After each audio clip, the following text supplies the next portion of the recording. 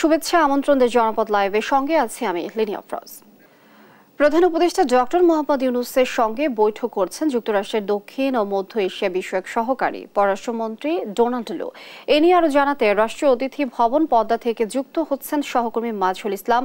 মাজহার, এই যে বৈঠক, এই বৈঠকে কি কি বিষয় নিয়ে আলোচনা হতে পারে, এই মুহূর্তে আপনার কাছে কি তথ্য রয়েছে, বিস্তারিত জানাবেন। জি, আপনাকে ধন্যবাদ। ইতিমধ্যেই রাষ্ট্রীয় অতিথি ভবন পদ্মায় সকাল ৯টার পরে যে বৈঠকটি শুরু হয়েছিল সেই বৈঠকটি ইতিমধ্যেই শেষ হয়েছে। যে বৈঠকে উপস্থিত ছিলেন অর্থ উপদেষ্টা ডক্টর সালেউদ্দিন আহমেদ, পররাষ্ট্র উপদেষ্টা তৌহিদ হোসেন। প্রতিনিধি দলটি এখনো ভিতরে আছেন, তবে এরই মধ্যে কিন্তু বের হয়ে গেছে অর্থ উপদেষ্টা। এখানে অনেকগুলি চুক্তি স্বাক্ষর হয়েছে এবং বাংলাদেশের অর্থনৈতিক উন্নয়নে যুক্তরাষ্ট্র অনেকগুলো প্রতিশ্রুতি তারা দিয়েছেন এবং তারা বলছেন বাংলাদেশের মানুষের জীবনমান উন্নয়নে এবং বাংলাদেশ এবং যুক্তরাষ্ট্রের মধ্যকার সম্পর্ক উন্নয়নে যে কোনো ধরনের সহযোগিতা তারা করবেন। এবং নতুন করে $200 মিলিয়ন চুক্তি হয়েছে যুক্তরাষ্ট্রের সাথে। তারা যেটি বলেছেন বাংলাদেশের অর্থনৈতিক সংস্কারের ক্ষেত্রে নতুন করে $200 মিলিয়ন দেওয়া হবে এবং আগের যে সহযোগিতাগুলো ছিল এই সহযোগিতাগুলো চলমান থাকবে। এবং তারা বলছেন যে 8 আগস্ট ডক্টর ইউনূসের নেতৃত্বাধীন যে অন্তর্বর্তী সরকার দায়িত্ব গ্রহণ করেছে তারা তার প্রতি বিশ্বাস রাখতে চান এবং তারা যেটি বলেছেন যে এই বর্তমান যে সরকারটি সেই সরকার জনগণের ভাগ্য উন্নয়নে বা জনগণের জীবনমান উন্নয়নে তারা সহযোগিতা করবেন বা পাশে থাকবেন এবং যুক্তরাষ্ট্র তাদের সাথে থাকবেন। এবং তারা বলছেন যে 8 আগস্ট থেকে বর্তমান সরকার যেভাবে রাষ্ট্র পরিচালনা করছেন সেই রাষ্ট্র পরিচালনায় তারা খোঁজ খবর রাখছেন এবং জনগণের যে কোনো ধরনের সহযোগিতা বা বাংলাদেশের সহযোগিতার পাশে তারা থাকবেন। নতুন করে অনেকগুলো চুক্তি হয়েছে, আগের যে চুক্তিগুলো অর্থাৎ যে প্রতিশ্রুতিগুলো বাংলাদেশের সাথে ছিল সেগুলো চলমান থাকবে এবং ভবিষ্যতে যদি আরো কোনো অর্থনৈতিক সহযোগিতা বা নতুন করে চুক্তি করা লাগে যুক্তরাষ্ট্র সেই জিনিসগুলো ভেবে দেখবে। এবং তারা বলছেন যে বর্তমান যে অন্তর্বর্তী সরকার শুধু ডক্টর ইউনূস না, বাকি যারা উপদেষ্টা আছে তারাও তাদের কাজগুলো ভালোভাবে করছেন এবং তারা বলছেন যে কাজগুলো তারা পর্যবেক্ষণ করছেন এবং এখন পর্যন্ত তাদের যে ভাষ্য তারা যে কাজগুলো করছেন তারা সেটার উপর বিশ্বাস রাখছেন বা বিশ্বাস রাখতে চান এবং তারা আশা করেন জনগণের জীবনমান উন্নয়নে এই যে অন্তর্বর্তী সরকার তারা কাজ করে যাবেন। ইতিমধ্যে বৈঠকটি শেষ হয়েছে এবং তারা কথা বলেছেন এবং অর্থ উপদেষ্টাকে জিজ্ঞেস করেছিলাম যে নতুন করে চুক্তি হয়েছে কিনা। তিনি যে তথ্যটি আমাকে জানিয়েছেন আজকে চুক্তি বলতে $200 মিলিয়ন তারা নতুন করে দিবে বাংলাদেশের অর্থনৈতিক উন্নয়ন খাতে এবং আগের চুক্তিগুলো বহাল থাকবে। ঠিক এই বৈঠকটির পরে কিন্তু প্রধান উপদেষ্টা ডক্টর ইউনূসের সাথে কিন্তু এই প্রতিনিধি দলটা অর্থাৎ ডোনাল্ড লুর নেতৃত্বাধীন যে 5 সদস্যের প্রতিনিধি দলটি আছে তাদের সেখানে যাওয়ার কথা রয়েছে এবং তারপর আবার নতুন করে প্রধান উপদেষ্টার সাথে কি কথা হয়, আবার নতুন করে কোনো প্রতিশ্রুতি পাওয়া যায় কিনা, তখন হয়তো বা আমরা আরো বিস্তারিত জানতে পারবো। তো এখন পর্যন্ত তাদের যে বৈঠকের অর্থ সেটি বুঝতে পেরেছি। বর্তমান অন্তর্বর্তী সরকারের প্রতি তারা বিশ্বাস রাখছেন এবং তারা আশা করেন তারা দেশের জনগণের জন্য কাজ করবেন এবং জনগণ যে প্রত্যাশা নিয়ে নতুন সরকারকে ক্ষমতায় বসিয়েছে অন্তর্বর্তী সরকারকে, তারা তাদের সেই প্রত্যাশা পূরণ করতে পারবেন বলে তারা কিন্তু আমাদেরকে জানিয়েছেন। এই জন্য তারা তাদের সাথে থাকতে চান এবং বাংলাদেশের সাথে কাজ করে যেতে চান, এটি কিন্তু তারা আমাদেরকে জানিয়েছেন। এরপরে নতুন কোনো তথ্য আসলে আমরা হয়তো বা জানাতে পারবো। এই ছিল রাষ্ট্রীয় অতিথি ভবন পদ্মা থেকে ডোনাল্ড লুর নেতৃত্বাধীন যে প্রতিনিধি দলটির বৈঠক ছিল সেই বৈঠক সম্পর্কিত আমার কাছে সর্বশেষ তথ্য। বন্ধ থাকা সাভার আশুলিয়া গাজীপুরের তৈরি পোশাক কারখানা খুলেছে। এ নিয়ে আরো জানাতে সাভার ও গাজীপুর থেকে যোগ দিচ্ছেন সহকর্মী শাহিনুর রহমান ও নজরুল ইসলাম। আমরা প্রথমেই যাচ্ছি সাভারে, সেখানে আছেন সহকর্মী শাহিনুর। শাহিনুর, শিল্পাঞ্চলের পরিবেশ এখন কেমন দেখছেন, কি খবর রয়েছে আপনার কাছে জানাবেন। লিনি, আপনাকে ধন্যবাদ। আমি কিন্তু এই মুহূর্তে আছে আশুলিয়ার শিল্প অঞ্চলে। আপনাদেরকে যদি জানিয়ে রাখি এই মুহূর্তে যে গার্মেন্টসটিতে অবস্থান করতেছিল অনন্ত গার্মেন্টস, যে এই গার্মেন্টসে আপনাদেরকে যদি জানিয়ে রাখি যে সকাল থেকে কিন্তু শিল্প কারখানায় আমরা দেখতে পাচ্ছি যে শ্রমিকরা তারা কাজে যোগ দিয়েছে এবং ইপিজেড এবং ইপিজেডের বাইরে বেশিরভাগ কারখানায় কিন্তু খুলেছে। দু একটি কারখানা বাদে কিন্তু আমরা দেখেছি বেশিরভাগ কারখানায় কিন্তু উৎপাদনে ফিরেছে, এমনটি কিন্তু আমরা দেখতে পাচ্ছি। এবং সেই সাথে আপনাদেরকে জানিয়ে রাখি যে প্রত্যেকটি কারখানার সামনে এবং ভিতরে কিন্তু সব জায়গায় নিরাপত্তার মধ্য দিয়েই খোলা হয়েছে, এমনটি কিন্তু আমরা দেখতে পাচ্ছি। এবং সেই সাথে আপনাদেরকে জানিয়ে রাখি যে এই যে বিভিন্ন গার্মেন্টস এবং শিল্প প্রতিষ্ঠানের সামনে পুলিশ, বিজিবি, সেনাবাহিনী সদস্য এবং সেই শিল্প পুলিশের যে দলগুলো আছে প্রত্যেকটি টিমই কিন্তু কাজ করতেছে, এমনটি কিন্তু আমরা দেখতে পাচ্ছি। এবং সেই সাথে আপনাদেরকে জানিয়ে রাখি যে সাভার আশুলিয়াতে গত 2 সপ্তাহ আগে অস্থিরতার পরে কিন্তু আমরা দেখছি যে বিজিএম এর সিদ্ধান্ত অনুযায়ী আজকে কিন্তু প্রত্যেকটি কারখানা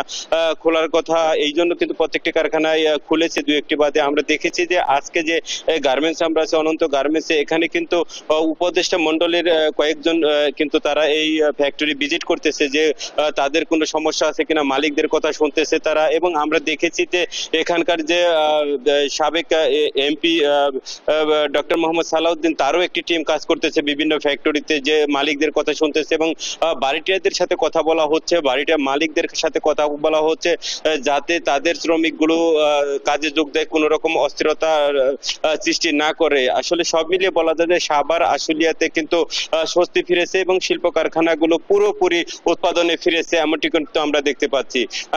এই ছিল আশুলিয়া শিল্পাঞ্চল থেকে। আমরা চলে যাব একই খবর নিয়ে গাজীপুরে নজরুলের কাছে। নজরুল।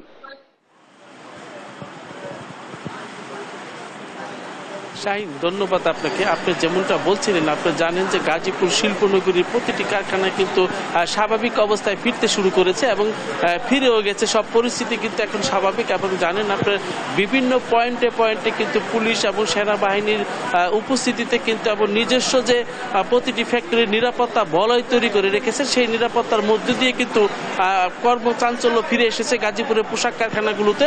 তো আমি যেখানটা দাঁড়িয়ে রয়েছি সেখানটা হলো এজেড ফ্যাশন লিমিটেড। এখানে কিন্তু সকাল থেকেই বৃষ্টি অপেক্ষা করে শত শত শ্রমিক কিন্তু তাদের কর্মস্থলে যোগ দিয়েছেন। তারা কিন্তু এখানে আমি যদি দেখাতে চাই, তারা কিন্তু মানে তারা কোনো আন্দোলন চাচ্ছে না। এই সাধারণ শ্রমিক যারা, তারা কিন্তু চাচ্ছেন যে তাদের বাড়ি ভাড়া এবং ছেলে মেয়ে নিয়ে কিন্তু তারা সুখে শান্তিতে আছেন, এরকমটাই কিন্তু জানিয়েছেন। তো আপনি জানেন যে কয়েকদিনের অস্থিরতার কারণে কিন্তু বেশ কিছু কারখানা বন্ধ হয়ে গিয়েছিল এবং এখন কিন্তু স্বাভাবিক অবস্থায় ফিরেছে সব প্রতিষ্ঠানগুলো। তো গাজীপুরের শিল্প এলাকা এবং বিসিক শিল্পনগরী, কোনাবাড়ি এবং টঙ্গী সবকটি এলাকায় কিন্তু কর্ম যে চাঞ্চল্য, সেটা কিন্তু সাধারণ শ্রমিকদের মধ্যে ফিরে এসেছে। তো আমরা যেখানে রয়েছি সকাল থেকে কিন্তু মানে বৃষ্টি অপেক্ষা করে, মুষলধারে বৃষ্টি অপেক্ষা করে যে সাধারণ শ্রমিক রয়েছেন, তারা কিন্তু যার যার কর্মস্থলে যোগ দিয়েছেন এবং তারা কিন্তু যোগ দিয়ে তারা সন্তুষ্টি প্রকাশ করছেন এবং তারা গন্ডগোল ফ্যাসাদ সেটা চাচ্ছেন না। তারা চাচ্ছেন যে তারা ফ্যাক্টরিগুলো সচল থাকুক, তারাও ভালো থাকবে, এমনটাই কিন্তু জানিয়েছেন। তো এই ব্যাপারে যদি আমি এই প্রতিষ্ঠানের যে রয়েছেন, দায়িত্বে রয়েছেন, তো আমরা একটু জানতে চাইবো, আপনার কাছে একটু জানতে চাইবো যে আপনারা কি রকম ব্যবস্থা রেখেছেন এখানে নিরাপত্তার জন্য। আমরা নিরাপত্তার জন্য আমরা নিজেরা ব্যবস্থা রাখছি। আমরা বর্তমানে ভালো পর্যায়ে আছি। এখন আমাদের নিরাপত্তা ঠিক আছে। আমাদের লোকজন কাজ করতে ইচ্ছুক, তারা কাজ চায়, তাদের দেশে হাঙ্গামা চায় না, কাজ করতে ইচ্ছুক, তো ভালো কাজ করতে আছে। তো শুনলেন এই ইনচার্জ যে ফারুক সাহেব, উনি বললেন যে এখানে কিন্তু তাদের যে শ্রমিকরা রয়েছেন, তারা মানে তারা কাজ চাচ্ছেন এবং তারা এই প্রতিষ্ঠান খোলা রাখার পক্ষে কিন্তু তারা সবসময় ছিলেন, এখনো আছেন। তো আমরা গাজীপুরের যে অন্য প্রতিষ্ঠানগুলো রয়েছে, আপনারা জানেন যে শ্রীপুরে একটি ঔষধ কারখানা রয়েছে, সেটা কিন্তু বন্ধ রেখেছেন। বন্ধ রাখার ফলে কিন্তু সাধারণ যে শ্রমিক রয়েছেন, তারা কিন্তু সেই প্রতিষ্ঠানটি খোলার জন্য দাবি জানিয়েছেন এবং বিভিন্নভাবে কিন্তু তারা খোলার পক্ষে দাবি জানাচ্ছেন। তো পাশাপাশি যে গাজীপুরের শিল্প অঞ্চলে যে প্রতিষ্ঠিত যে সমস্ত পোশাক কারখানাগুলো রয়েছেন, আজকে থেকে কিন্তু সে সমস্ত পোশাক কারখানাগুলো এবং স্বাভাবিক অবস্থায় ফিরেছে।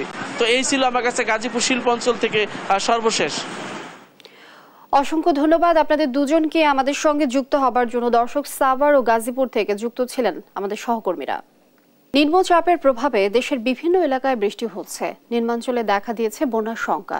এ নিয়ে আরো জানাতে কক্সবাজার ও চট্টগ্রাম থেকে যুক্ত হচ্ছেন সহকর্মী সৌরভ দেব ও একেম নাজিম। আমরা প্রথমে যাচ্ছি কক্সবাজারে, সেখান থেকে যুক্ত হচ্ছেন আমাদের সহকর্মী সৌরভ। আমরা যেটি দেখছি, অনবরত বৃষ্টি পড়ছে। আপনি জানাবেন সকাল থেকে বৃষ্টিপাতের পরিমাণ কেমন দেখছেন কক্সবাজার, জানাবেন। হ্যাঁ, এখন পর্যন্ত কক্সবাজারে আজ সকালে কিছুটা বৃষ্টি হলেও, তবে এখন বৃষ্টি নেই, সে কারণে আসলে জলাবদ্ধতাও নেই। এবং কক্সবাজারে গত 3 দিন ধরে যেই বৃষ্টিপাতের খবর আমাদের কাছে রয়েছে, এবং সেই বৃষ্টিপাতের ফলে কিন্তু 9 উপজেলার যে নিম্নাঞ্চলগুলো প্লাবিত হয়েছে, এগুলো সেই নিম্নাঞ্চল থেকে পানিও সরে গিয়েছে। তবে যেটি গুরুত্বপূর্ণ খবর এখন পর্যন্ত আমাদের কাছে, সেটি হচ্ছে 7 জন জন মাঝি মাল্লার লাশ ভেসে এসেছে গত পরশুদিন থেকে আজকে পর্যন্ত, এবং আজ সকালেও একটি জেলের মরদেহ ভেসে এসেছে কক্সবাজার উপকূলে। এখন পর্যন্ত 7 জনের মরদেহ ভেসে এসেছে জেলেদের, এবং কক্সবাজার জেলা বোট মালিক সমিতি গণমাধ্যমের কাছে যেটি জানাচ্ছে সেটি হচ্ছে 30 জন মাঝি মাল্লা নিয়ে এখন পর্যন্ত আরো একটি ট্রলার আর নিখোঁজ রয়েছে, এবং তারা নৌবাহিনী সহ কোস্টগার্ডের কাছে অনুরোধ জানিয়েছেন সেই ট্রলারটি খুঁজে বের করার জন্য। এবং সেই সাথে কক্সবাজারের যে সার্বিক অবস্থা এখন জলবদ্ধতা নেই বললেই চলে, এবং কক্সবাজারের যে পর্যটকরা এসেছেন তারা বেশ স্বাভাবিকভাবেই তারা তাদের সময় পার করছেন। তো কক্সবাজার থেকে আমার কাছে এই ছিল সর্বশেষ। সৌরভ, আপনাকে ধন্যবাদ। বৈরী আবহাওয়ার কবলে নোয়াখালী জেলা, এদিকে অতিবৃষ্টিতে অবনতি হয়েছে বন্যা পরিস্থিতির। এ নিয়ে আরো জানবো দর্শক, আমাদের সাথে যুক্ত হচ্ছেন সহকর্মী মাওলা সুজন। সুজন, বন্যা পরিস্থিতি কেমন দেখছেন এই মুহূর্তে? বৃষ্টি কি অব্যাহত আছে কিনা, আর আবহাওয়া অফিসই বা কি বলছে এ বিষয়ে? লিনিয়া, নোয়াখালীর যদি বন্যা পরিস্থিতি বলতে হয় যে এই মুহূর্তে নোয়াখালীর বন্যা পরিস্থিতির আরেকটু অবনতি হয়েছে, কারণ হিসাবে গত 2 দিন টানা বৃষ্টির কারণে এই অবনতি হয়েছে বলে জানা গেছে। আসলে এখন আমি যে জায়গায় দাঁড়িয়ে আছি এই জায়গায় গত 2-3 দিন আগেও পানি ছিল না। বিগত দিনে যে বন্যা হয়েছিল বন্যা পানি এখানে একদম শুকিয়ে গিয়েছে, কিন্তু গতকাল এবং গত পরশুদিন রাতে টানা বৃষ্টির কারণে এখানে প্রায় 5 থেকে 6 ইঞ্চি পানি আবার উঠেছে। তো এতে জনদুর্ভোগে রয়েছে সাধারণ মানুষ বা চলাচলকারী যারা আছে। তো জেলা আবহাওয়া অফিস সূত্রে যেটি জানতে পেরেছি যে সাগরে নিম্নচাপ থাকার কারণে বা লঘুচাপ থাকার কারণে বৃষ্টি হওয়ার আরো সম্ভাবনা রয়েছে। যদি বৃষ্টি হয় তাহলে নোয়াখালীর 8টি উপজেলা আরো পানি বন্দী হয়ে পড়বে বা আরো জলাবদ্ধতার সৃষ্টি হতে পারে। তো জেলা প্রশাসন সূত্রে এখনো যেটি জানতে পেরেছি যে প্রায় 12 লক্ষেরও অধিক মানুষ এখনো পানি বন্দী রয়েছে। একই সাথে প্রায় 500-এর উপরে আশ্রয় কেন্দ্র খোলা রয়েছে। এইসব আশ্রয় কেন্দ্রে 50,000-এরও বেশি মানুষ রয়েছে। এছাড়া প্রায় আরো 300 মোট 800টি আশ্রয় কেন্দ্র প্রস্তুত রাখা হয়েছে। যদি অতিরিক্ত পানি হয় তাহলে ওইসব আশ্রয় কেন্দ্রে বানবাসীরা উঠবে। আরেকটি তথ্য জানিয়ে রাখতে চাই যে এই পানির কারণে আসলে জনজীবন একরকম স্থবির হয়ে পড়েছে গত বন্যার মতোই। অতিরিক্ত পানি বৃদ্ধি পাওয়ায় মানুষ, বিশেষ করে যারা নিম্ন আয়ের মানুষ রয়েছে, শ্রমজীবী মানুষ রয়েছে, কর্মজীবী মানুষ রয়েছে, তারা একরকম ঘরবন্দি অবস্থায় রয়েছে। গ্রাম অঞ্চলে আসলে একটা খাদ্য সংকট আগেও ছিল, কিন্তু নতুন করে আবার বন্যা দেখা দেওয়ায় বা নতুন করে আবার জলাবদ্ধতা দেখা দেওয়ায় এই খাদ্য সংকট আরো বেড়ে যাচ্ছে বলে জানা গেছে। আবার অন্যদিকে গো খাদ্যেরও সংকট রয়েছে। গেল বন্যায় যে কৃষি খাত, মৎস্য খাত বা অন্যান্য খাতের যে ক্ষতি হয়েছে, আসলে এবারে যদি সেরকম বন্যা দেখা দেওয়া হতো এই ক্ষতি আরো বেশি হবে বলে জানা গেছে। এদিকে সড়কের অবস্থা নোয়াখালীতে গেল বন্যায় খুবই খারাপ অবস্থায় ছিল। এবার যদি আবার সেরকম জলাবদ্ধতা আবার যদি দীর্ঘস্থায়ী রূপ নেয় তাহলে আবারও এই সড়কগুলো পুরোপুরি চলাচলের অনুপযোগী হয়ে যাবে বলে ধারণা করা হয়েছে। তো জেলা প্রশাসনের সূত্র মতে যেটি জানতে পেরেছি এ পর্যন্ত নোয়াখালীতে প্রায় 4,185 কোটি টাকার মতো ক্ষতি হয়েছে। এর মধ্যে মৎস্য খাত, কৃষি খাত, প্রাণী সম্পদ খাত, ফলজ বাগান, বনজ বাগান সবই রয়েছে। এছাড়া যে জেলার সুবর্ণচরে যে কিছু যে রবি মৌসুম রয়েছে, যে বিশেষ শরৎকালীন সবজি রয়েছে, সেসব সবজি পানিতে তলিয়ে গিয়েছে। তো কিছুদিন রোদ উঠার পরে সেসব কৃষকরা আবার নতুন করে চারা রোপণ করেছিল, কিন্তু গত 2 দিনের বৃষ্টিতে সেই চারাগুলো আবার পুরোপুরি নষ্ট হয়ে যায়। কৃষকরা একটি লোকসানের মুখে পড়েছে। একই সাথে যে মৎস্য খামার বা মৎস্যকের যেগুলা রয়েছিল এগুলাতে আবার যে মৎস্য চাষী যারা রয়েছিল তারা নতুন করে আবার মাছের ফোনা ফেলেছিল, এগুলো আবার নতুন করে যে বৃষ্টি হয়েছে এই বৃষ্টিতে আবার ভেসে যাওয়ার সম্ভাবনা রয়েছে। এছাড়া নোয়াখালীতে যদি আবার নতুন করে আবার যে জলাবদ্ধতা দেখা দিয়েছে বা পানিবন্দী অবস্থা দেখা দিয়েছে, এটি যদি আরো দীর্ঘস্থায়ী হয় তা আসলে যে নোয়াখালীর জনজীবনে একটি হুমকির সম্মুখে পড়বে। এ হচ্ছে নোয়াখালী থেকে বন্যা নিয়ে আমার কাছে সর্বশেষ। সুজন, ধন্যবাদ আপনাকে। দর্শক, বন্যা পরিস্থিতি জানাচ্ছিলেন আমাদের সহকর্মী সুজন। টানা বৃষ্টিতে দেশের বিভিন্ন জেলায় জলাবদ্ধতা তৈরি হয়েছে। এ নিয়ে আরো জানাতে রাঙ্গামাটি ও বাগেরহাট থেকে যুক্ত হচ্ছেন সহকর্মী মিশু মল্লিক ও এস সোহান। আমরা প্রথমে যাচ্ছি রাঙ্গামাটিতে, সেখানে আছেন সহকর্মী মিশু। মিশু, পানি কি নেমেছে কিনা, জলাবদ্ধতার সার্বিক পরিস্থিতি আমাদেরকে জানাবেন।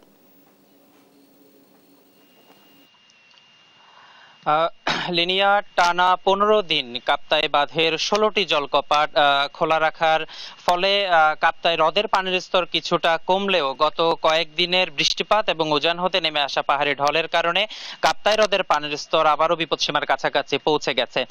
বর্তমানে আজ রবিবার কাপ্তাই হ্রদে পানির স্তর রয়েছে 108.50 ফুট MSL, যেটি গতকাল সন্ধ্যায় ছিল 108.55 ফুট MSL এবং কাপ্তাই হ্রদের যে পানি ধারণ ক্ষমতা সেটা হচ্ছে 109 ফুট MSL এবং বিপদসীমা ধরা হয় 108 MSL কে।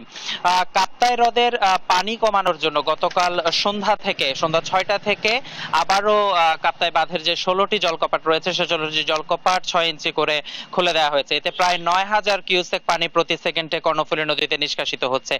পাশাপাশি কাপ্তাই বিদ্যুৎ উৎপাদন কেন্দ্রের যে 5টি ইউনিট রয়েছে সে 5টি ইউনিট সম্পূর্ণরূপে সচল রেখে 212 মেগাওয়াট বিদ্যুৎ উৎপাদন হচ্ছে এবং এই 212 মেগাওয়াট বিদ্যুৎ উৎপাদন করতে গিয়ে প্রতি সেকেন্ডে 32,000 কিউসেক পানি কর্ণফুলী নদীতে নিষ্কাশিত হচ্ছে।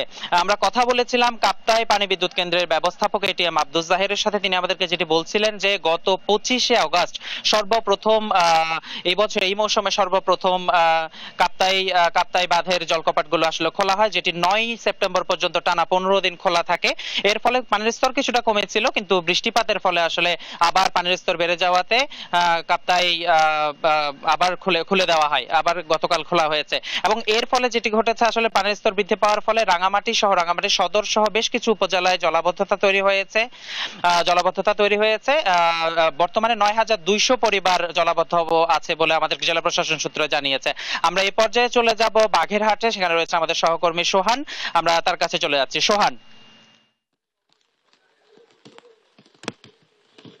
টানা বৃষ্টিতে বাগেরহাটে জলাবদ্ধতার সৃষ্টি হয়েছে। মূলত শুক্রবার রাত থেকে এখন পর্যন্ত কিন্তু বাগেরহাটে বৃষ্টি হচ্ছে, কোনো প্রকার আর বৃষ্টি থামার কোনো লক্ষণ নাই। আমরা দেখেছি রবিবার সকালে শহরের বিভিন্ন জায়গায় ঘুরে দেখেছি সাধনার মোড়, শালতলা, মিঠাপুকুর পাড়, খাদ্দার, বাসাবাটি সহ শহরের বেশিরভাগ এলাকা কিন্তু এখন পানির নিচে নিমজ্জিত হয়েছে, যার ফলে শহরবাসী কিন্তু এক ধরনের চরম ভোগান্তিতে পড়েছে। শুধু বাগেরহাট শহর নয়, বাগেরহাট জেলা জুড়ে কিন্তু এই জলাবদ্ধতার সৃষ্টি হয়েছে। নিম্নাঞ্চলের অনেকের মৎস্য ঘের ভেসে যাওয়ার খবর রয়েছে। এই মুহূর্তে আমরা বাগেরহাট শহরের মিঠাপুকুর পাড় এলাকায় আছি। আমরা যদি আপনাদেরকে একটু দেখাতে চাই, এই জায়গাটায় আপনি দেখতে পাচ্ছেন যে প্রচুর পরিমাণ পানি, মনে হচ্ছে যে আমরা কোনো মাঠের মধ্যে দাঁড়িয়ে আছি। বাগেরহাটে আসলে যে পরিমাণ খারাপ অবস্থা এটা চিন্তার বাইরে। আমরা স্থানীয়দের সাথে কথা বলেছিলাম, তারা আমাদেরকে জানিয়েছেন যে বৃষ্টির কারণে কিন্তু এই পরিস্থিতি সৃষ্টি হয়েছে। বাগেরহাটে আসলে যেসব ছিল ড্রেন এবং খাল ছিল সেগুলো ভরাট হয়ে যাওয়ার কারণে কিন্তু বাগেরহাটে এই পরিস্থিতির সৃষ্টি হয়েছে।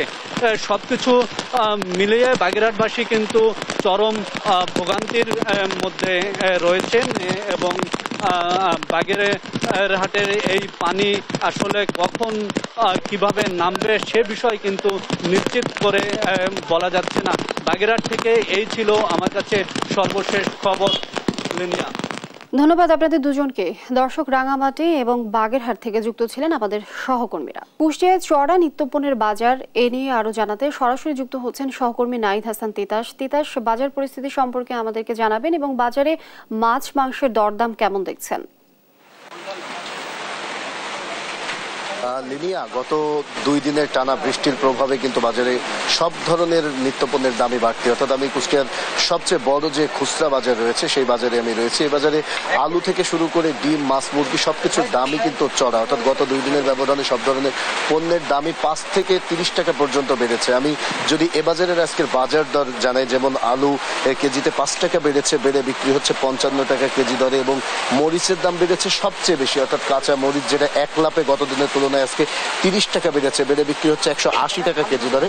এছাড়াও পেঁয়াজের দাম বেড়েছে কেজিতে 10 টাকা করে, অর্থাৎ 110 টাকা কেজি পেঁয়াজ বিক্রি হচ্ছে। আমরা বলতে পারি যে সবজির যে বাজারটি রয়েছে সেটা কিন্তু সব ধরনের সবজির দামই বাজারে বেশি। এছাড়াও আমি যদি বেগুনের কথা বলি, বেগুন বিক্রি হচ্ছে 60 টাকা কেজি দরে এবং পটল বিক্রি হচ্ছে 40 টাকা কেজি দরে। অর্থাৎ প্রতিটি পণ্যই কিন্তু 5 থেকে 10 টাকা করে আমরা বাড়তি দেখতে পাচ্ছি বাজারগুলোতে। আসলে এই বিষয়ে যারা এই সবজি বিক্রেতা রয়েছে আমি তাদের সাথে কথা বলেছি। সবজি বিক্রেতাদের যেটি দাবি যে গত 2 দিন ধরে টানা বৃষ্টি হচ্ছে, যার ফলে কিন্তু বাজারে এই সবজির সরবরাহ কমেছে, যে কারণে কিন্তু বাজারে দাম বেড়ে গেছে। তারা বলছে যদি বৃষ্টি কমে তাহলে হয়তো কিছুটা দাম কমতে পারে। আমার কাছে একজন সবজি বিক্রেতা রয়েছে, আমি তার সাথে একটু কথা বলতে চাই। আসলে এই যে বাজারে আমরা দেখতেছি সব ধরনের পণ্যের দামই কিছুটা করে বাড়ছে, আসলে এই বাড়ার কারণ কি আর কি অবস্থা? এই বৃষ্টির কারণে একটু মরিচের দামটা বেড়ে গেছে, পেঁয়াজের দামটা অল্প একটু বেশি হয়েছে। মানে বৃষ্টি চলে গেলে ঠিক হয়ে যাবেন ইনশাল্লাহ। কারণ বৃষ্টি হলে পর তো মরিচের দাম এমনি বেশি হয়ে যায়, প্রতিবারই হয়, সব সময়ই হয়, এখনো তাই হচ্ছে। বৃষ্টি চলে গেলে ঠিক হয়ে যাবেন আবার। যেমনটা শুনছিলেন লিনিয়া, যে আসলে এই যে বৃষ্টির প্রভাব কিন্তু বাজারে পড়েছে এবং সব ধরনের সবজির দামই কিন্তু বাড়ছে। তবে বিক্রেতারা বলছে যে বৃষ্টিটা যদি কমে যায় তবে কিন্তু কিছুটা হলেও দাম কমবে, তারা এমনটাই বলছেন। এছাড়াও আমরা যদি মাছ মুরগির বাজারের কথা বলি, যেমন মাছ মাংসের বাজারেও কিন্তু ঊর্ধ্বমুখী, অর্থাৎ সব ধরনের মাছের দাম বাড়তি রয়েছে কুষ্টিয়া। এছাড়া মুরগির দামও চড়া বাজারে, আর তাছাড়া ডিমের দামও কিন্তু বাড়তি, অর্থাৎ আজকের বাজারে হালিতে 3 টাকা বেড়েছে গতকালের তুলনায়। আজকে ডিম বেড়ে বিক্রি হচ্ছে 53 টাকা হালি দরে। তাই আমরা বলতে পারি যে এখানে ডিম, মাছ, মুরগি, সবজি সব ধরনের পণ্যের দামই কিন্তু বাজারে চড়া। আর দীর্ঘদিন ধরে এই যে দ্রব্যমূল্য বাজারের যে অস্থিরতা, এই অস্থিরতা চলার কারণে কিন্তু যারা সাধারণ ভোক্তা তারা কিন্তু পড়েছেন চরম বেকায়দায়। তারা বলছে যে কোনো মূল্যে এই বাজারটিকে নিয়ন্ত্রণ করা হোক। তারা বলছে যে কোনো কারণে, যে কোনো অজুহাতেই কিন্তু মাঝে মাঝেই এই যারা বিক্রেতা রয়েছে তারা কিন্তু পণ্যের দাম বাড়িয়ে দিচ্ছে, অর্থাৎ এক এক জায়গায় কিন্তু এক একটি পণ্যের দাম এক এক রকম। তাই বলছে তাই বাজারে এই যে বিক্রেতাদের যে সিন্ডিকেট, এটি যদি না ভাঙা যায় তাহলে সাধারণ যারা মানুষ তাদের কিন্তু কোনোভাবেই তাদের আয় ব্যয়ের সমন্বয় হবে না এবং তারা বিপাকে পড়বে। তাই তারা বলছে যে কোনো মূল্যে শক্ত বাজার মনিটরিং এর মাধ্যমে এই বাজারটিকে নিয়ন্ত্রণ করা হোক। আর এইদিকে এই যে দ্রব্যমূল্যের বাজারের যে অস্থিরতা, এই অস্থিরতার বিষয়টি নিয়ে আমি কথা বলেছিলাম যারা বাজার মনিটরিং এর সাথে জড়িত রয়েছে তাদের সাথে। আসলে বাজার মনিটরিং কর্মকর্তাদের কিন্তু বরাবরের মতো একই দাবি। তারা যেটি বলছে যে আসলে তারা নিয়মিত বাজার দেখভাল করছেন এবং তদারকি করছেন। যারা বেশি দামে পণ্য বেচার চেষ্টা করছে তাদেরকে জরিমানার আওতায় আছেন। তবে আমরা সকাল থেকে বাজারে ঘুরেছি এবং দেখেছি বাজারে কিন্তু এই যে মনিটরিং এর কোনো ছিটে ফোঁটা আমরা দেখিনি। তাই সাধারণ ভোক্তারা কিন্তু এক প্রকার ক্ষোভ প্রকাশ করেই বলছে যে চাল ডাল থেকে শুরু করে মাছ মাংস সবজি সবকিছুর দাম যদি এরকম বাড়তি থাকে তাহলে কিন্তু তাদের যে আয় ব্যয়ের সমন্বয় সেটা কিন্তু হবে না এবং তারা চরম বিপদে পড়বে। তাই তারা বলছে যে কোনো মূল্যে এই বাজারটিকে শক্ত হাতে মনিটরিং এর মাধ্যমে দাম নিয়ন্ত্রণের কথা। এই ছিল কুষ্টিয়ার বাজার থেকে আমার কাছে সর্বশেষ খবর। লিনিয়া, তিতাস, অসংখ্য ধন্যবাদ আপনাকে। দর্শক, কুষ্টিয়ার বাজারের সার্বিক চিত্র সম্পর্কে জানাচ্ছিলেন আমাদের সহকর্মী নাহিদ হাসান তিতাস। দর্শক, এই ছিল এখনকার দেশ জনপদ লাইভে। পরে বুলেটিন দেখার আমন্ত্রণ রইল। ধন্যবাদ সবাই।